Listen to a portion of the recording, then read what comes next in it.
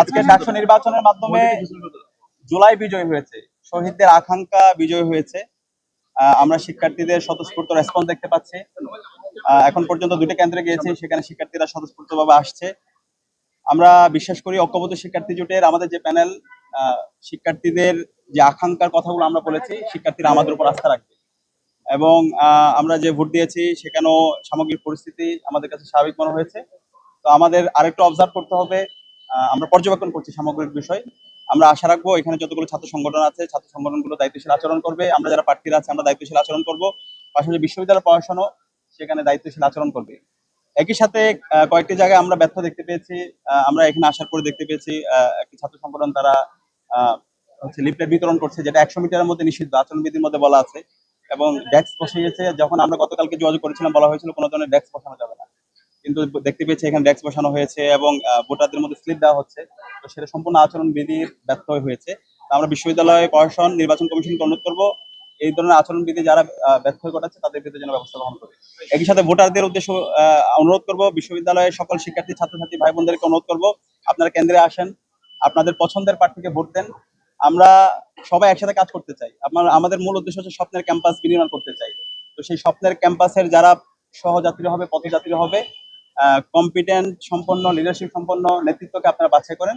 এবং আমরা আশা রাখছি সেই জায়গায় ঐক্যবদ্ধ শিক্ষার্থীদের উপর শিক্ষার্থীরা আস্থা রাখবে এবং শিক্ষার্থীদের ম্যান্ডেট পেয়ে আমরা ইনশাআল্লাহ তাদের প্রতিনিধিত্ব করার সুযোগ পাবো।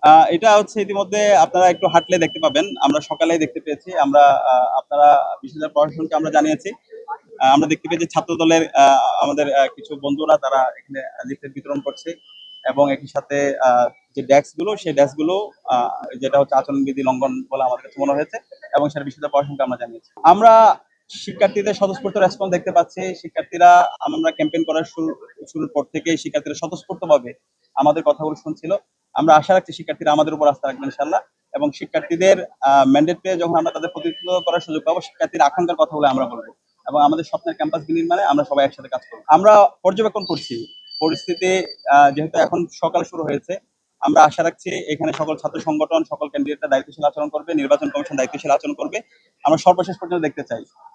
আমরা সর্বশেষ পর্যন্ত সবাইকে দায়িত্বশীল আচরণ করার জন্য অনুরোধ। আমরা অব্যাহত আমাদের আইডি গুলোতে রিপোর্ট এবং হচ্ছে আমাদের আইডি গুলো বারবার লগ আউট হয়ে যাওয়ার কারণে আমরা বিশেষ করে আমার আইডিটা আমি ডিঅ্যাক্টিভেট করেছিলাম। আমি অলরেডি গতকালকে সাংবাদিকদের কাছে পরিচয় করেছি এবং আমাদের 3 জনের অলরেডি আইডি ডিসেবল হয়ে গেছে। আমাদের যিনি প্রকাশনা সম্পাদক পদে দাঁড়িয়েছেন সাজ্জাদ হোসেন খান, এখন পর্যন্ত আমরা আইডি উদ্ধার করতে পারিনি।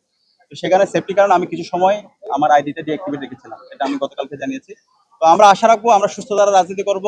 এই ডাকসু নির্বাচনের মাধ্যমে আমরা সারা দেশকে চমৎকার বার্তা দিব, কারণ এই জুলাই আন্দোলন এই ঢাকা বিশ্ববিদ্যালয় থেকে শুরু হয়েছে এবং আমরা আজকে ফেসবুক মুক্ত বাংলাদেশ পেয়েছি।